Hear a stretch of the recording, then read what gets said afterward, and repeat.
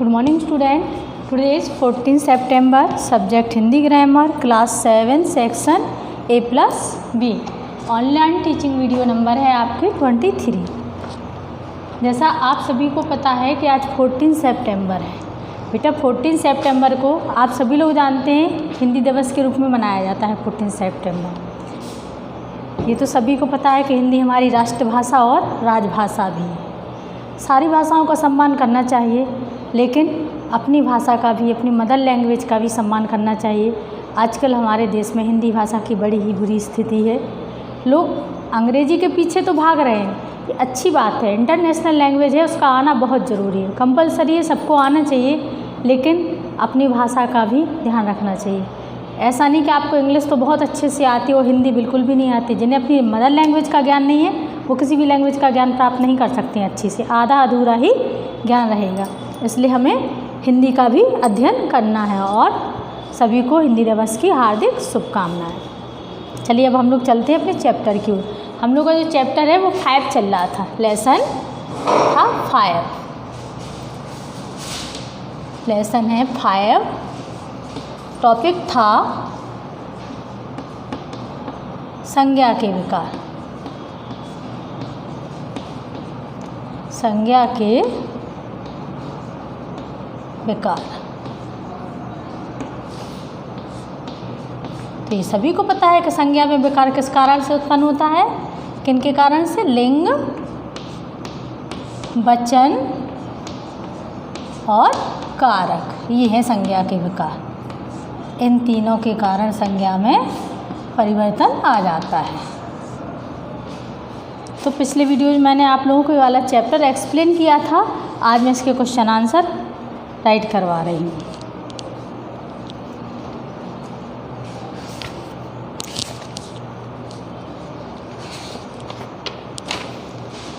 Question है लिंग किसे कहते हैं। देखो इसके फर्स्ट चैप्टर का अध्ययन किया पहले, लिंग का, लिंग यानी कि जेंडर।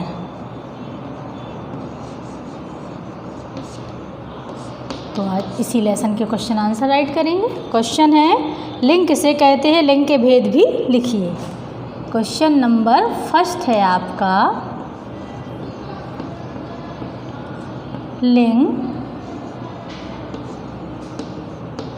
किसे कहते हैं,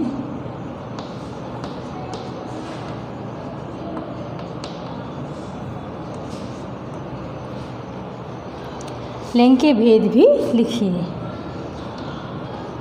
लिंग के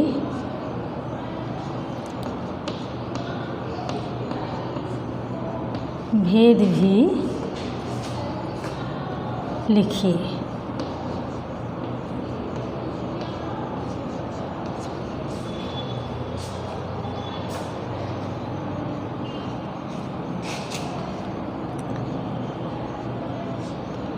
स्त्री या पुरुष जाति की पहचान कराने वाले शब्दों को लिंग कहते हैं। लिख सकते हो संज्ञा शब्द के जिस रूप से, या फिर सीधा शब्द के जिस रूप से, शब्द के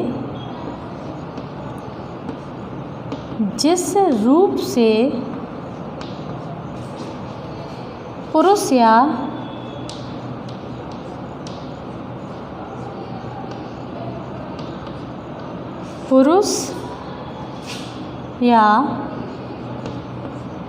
स्त्री जाति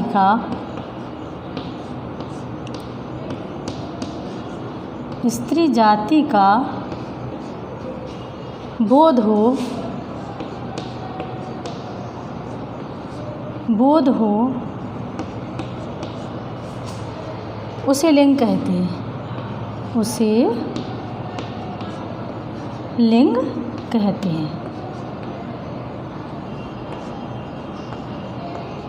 कहते हैं, शब्द के जिस रूप से पुरुष या स्त्री जाति का बोध हो उसे लिंग कहते हैं। अब उन्होंने कहा है लिंग के भेद, तो पहले लिंग के एग्जाम्पल लिख लेंगे।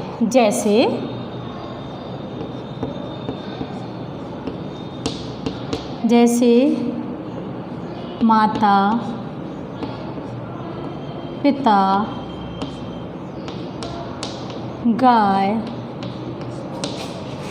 बैल आदि। अब लिंग के भेद भी लिखना है तो लिखेंगे लिंग के 2 भेद होते हैं। कितने भेद होते हैं लिंग के? लिंग के 2 भेद होते हैं। 2 भेद होते हैं। कौन कौन से हैं? नंबर फर्स्ट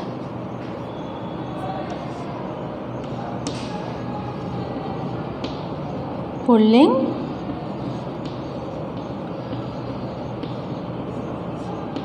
और नंबर सेकंड है आपका स्त्रीलिंग।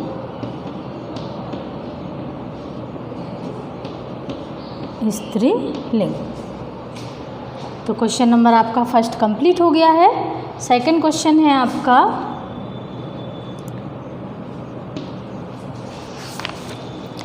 पुल्लिंग किसे कहते हैं, उदाहरण देकर लिखिए। पुल्लिंग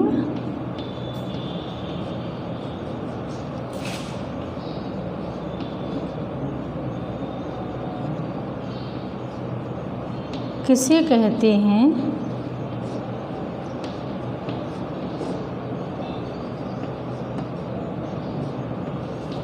पुल्लिंग किसे कहते हैं, उदाहरण देकर लिखिए। उदाहरण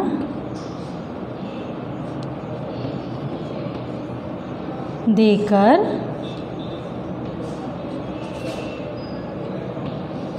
लिखिए।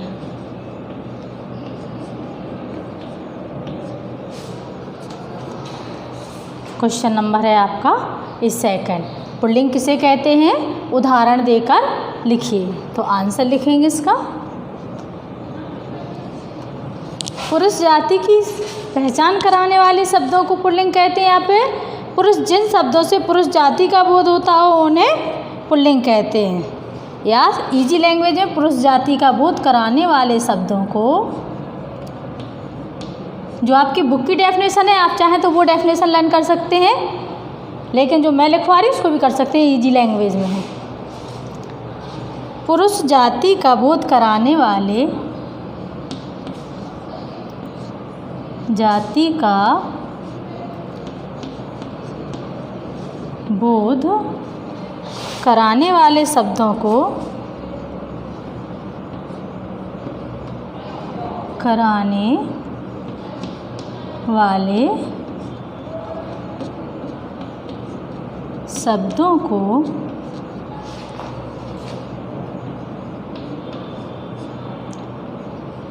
पुल्लिंग कहते हैं। पुल्लिंग कहते हैं।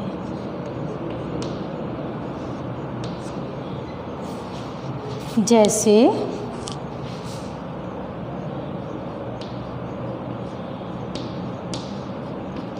उदाहरण भी देना है ना, तो जैसे लड़का,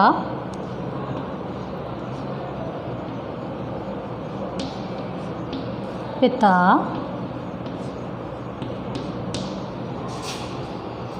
भाई,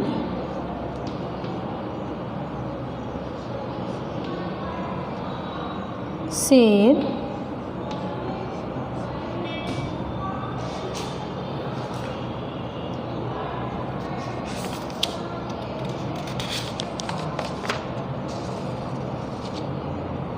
आदि।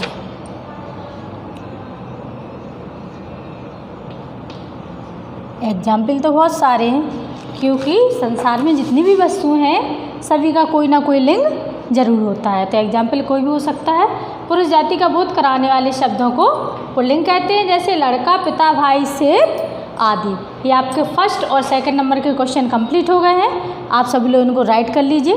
इसके बाद मैं आपको क्वेश्चन नंबर 3 राइट करवाऊँगी।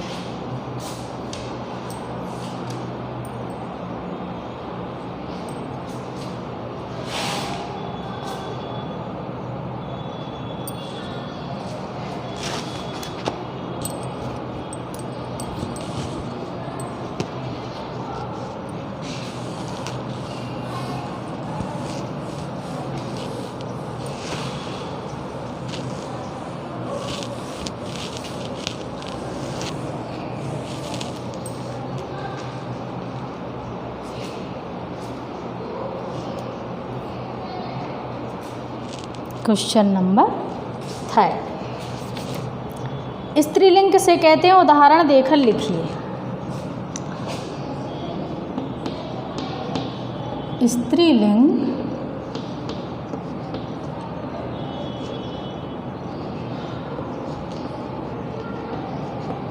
किसे कहते हैं,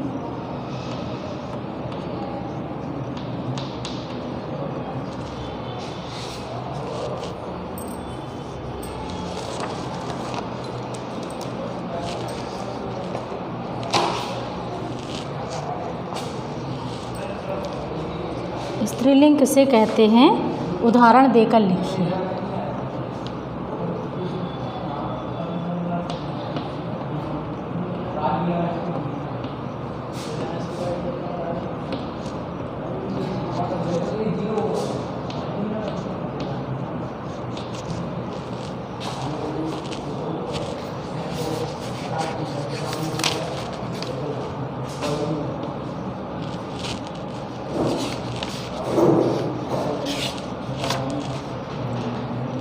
स्त्री जाति का बोध कराने वाले शब्दों को स्त्री जाति का बोध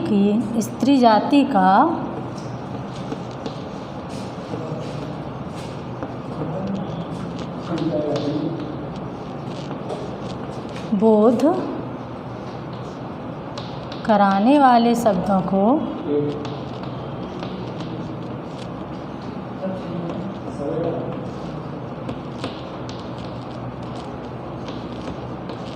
स्त्री जाति का बोध कराने वाले शब्दों को स्त्रीलिंग कहते हैं।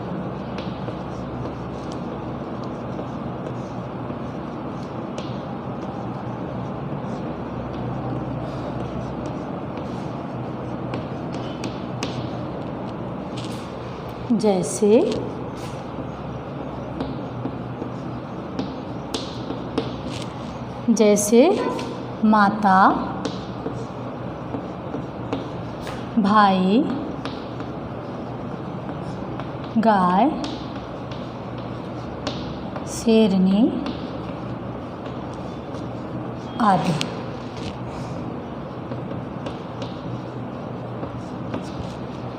तो क्वेश्चन नंबर 3 था हमारा, स्त्रीलिंग किसे कहते हैं, उदाहरण देकर लिखिए। आंसर है स्त्री जाति का बोध कराने वाले शब्दों को स्त्रीलिंग कहते हैं, जैसे माता, भाई, गाय, शेरनी आदि।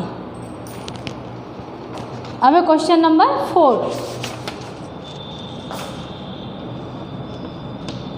क्वेश्चन नंबर 4 है, नित्य पुल्लिंग और स्त्रीलिंग शब्दों से आप क्या समझते हैं।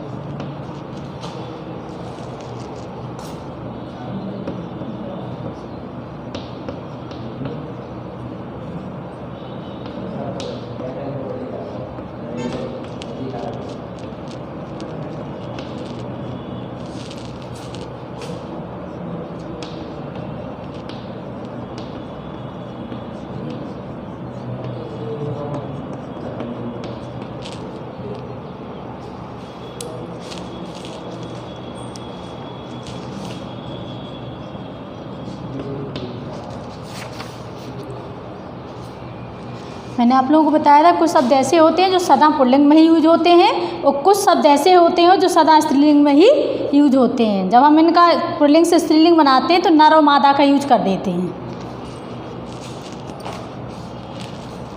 तो आंसर होगा आपका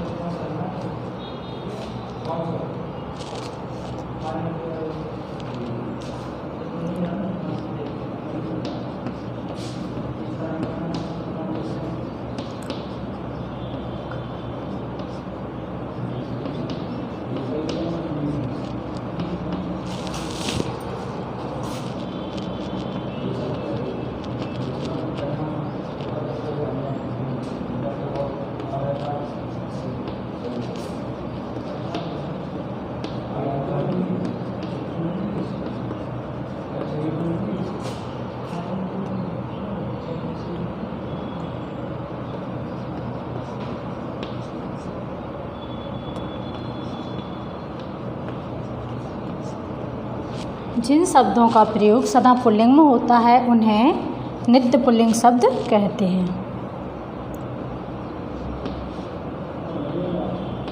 नित्य पुल्लिंग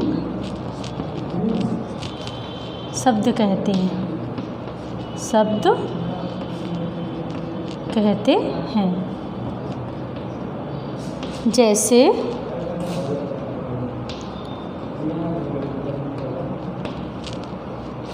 कौवा,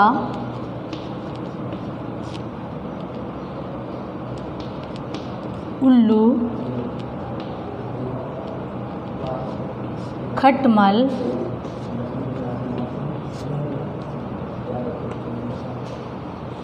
तोता,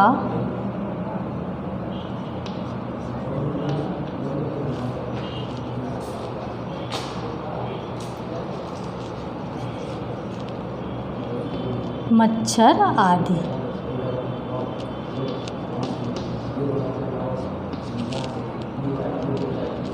ये हुआ आपका नित्य पुल्लिंग शब्द।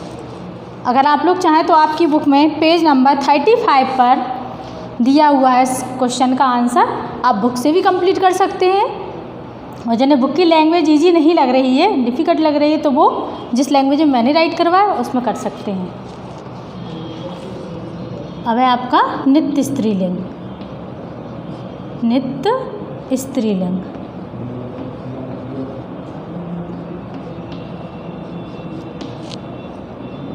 हेडिंग आप लोग ब्लैक पेन से डालेंगे। कुछ शब्दों का प्रयोग, कुछ शब्दों का, या जैसे ऐसे भी लिख सकते हो, जिन शब्दों का प्रयोग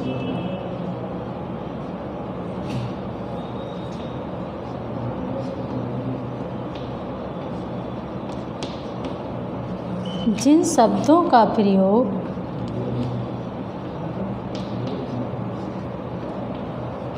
सदा पुल्लिंग में, सदा स्त्रीलिंग में होता है, सदा स्त्रीलिंग में होता है,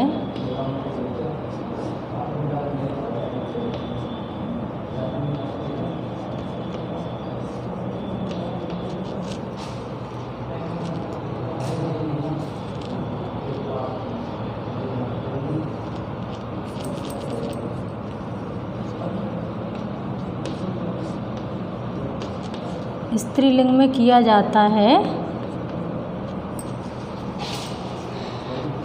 उन्हें नित्य स्त्रीलिंग कहते हैं। उन्हें नित्य स्त्रीलिंग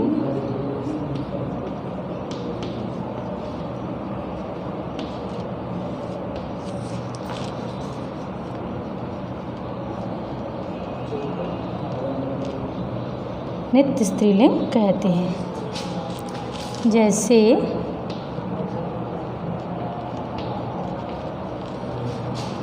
मैना,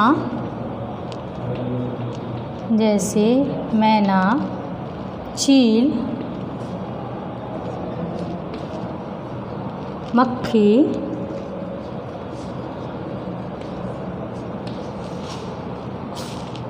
मछली,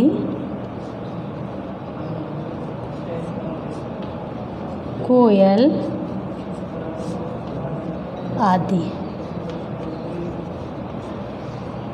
इधर भी आपको आदि लगाना है, प्लेस नहीं बची है तो आप सेल से ऐड कर दीजिए, सेल्फ से। तो आपका क्वेश्चन नंबर 4 हुआ, जिन शब्दों का प्रयोग सदा पुल्लिंग में होता है उन्हें नित्य पुल्लिंग शब्द कहते हैं। जैसे कौवा, उल्लू, खटमल, तोता आदि। नित्य स्त्रीलिंग, जिन शब्दों का प्रयोग सदा स्त्रीलिंग में किया जाता है उन्हें नित्य स्त्रीलिंग शब्द कहते हैं। जैसे मैना, चील, मक्खी, मछली, कोयल आदि। तो क्वेश्चन नंबर 3 और 4 आपका कंप्लीट हो गया है। अब है आपका क्वेश्चन नंबर 5, लास्ट क्वेश्चन है।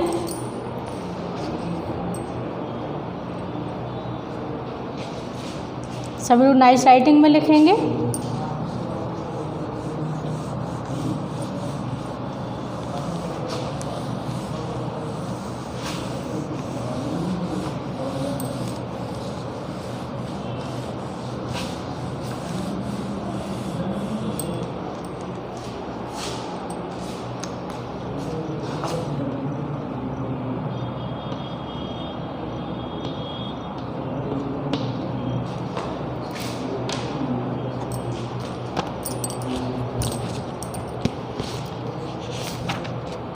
क्वेश्चन नंबर 5 है, या जोड़कर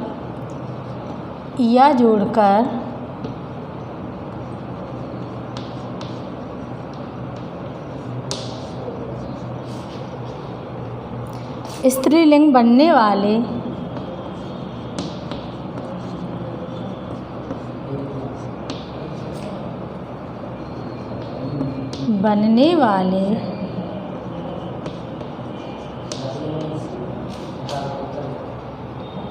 चार शब्द बताइए।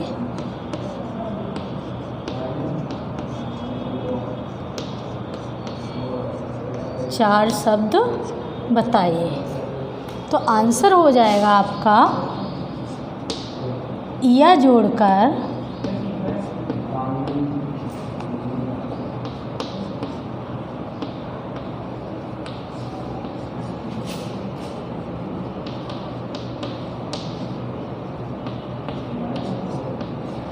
स्त्रीलिंग बनने वाले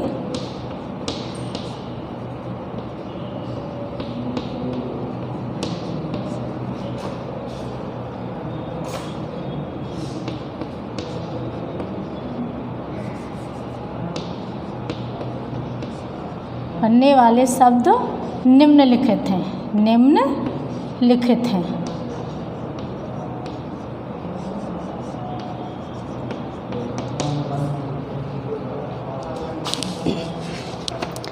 आपकी बुक में पेज नंबर 35 लिंग परिवर्तन वाले नियम दिए हुए हैं। उसको सेकंड वाला जो नियम है, अंतिम आ के स्थान पर या लगाकर स्त्रीलिंग बनाना, वही इसका आंसर है।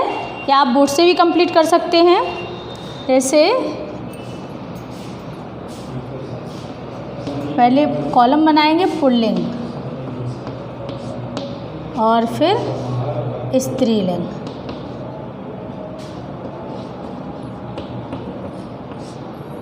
आप इस तरीके से कर सकते हैं या फिर सीधे सीधे आप स्त्रीलिंग का एग्जाम्पल दे सकते हैं।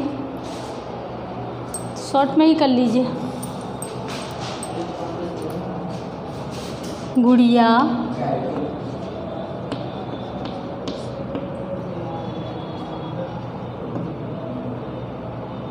बिटिया,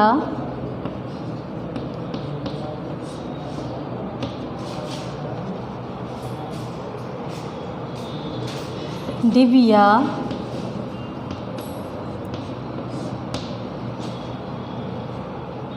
और चूहिया। ये हो गए आपके 4 शब्द। तो आंसर नंबर 5 कंप्लीट हो गया है। तो एक्सरसाइज नंबर का हम लोगों की कंप्लीट हो गई है। नेक्स्ट वीडियो में मैं आपको एक्सरसाइज नंबर खा, गा और घा ये कंप्लीट करवाऊँगी। तब तक आप लोग इनको कंप्लीट कर लीजिए और साथ में लर्न भी करते जाइए। लास्ट में सभी को हिंदी दिवस की हार्दिक शुभकामनाएं। Thank you. Have a nice day.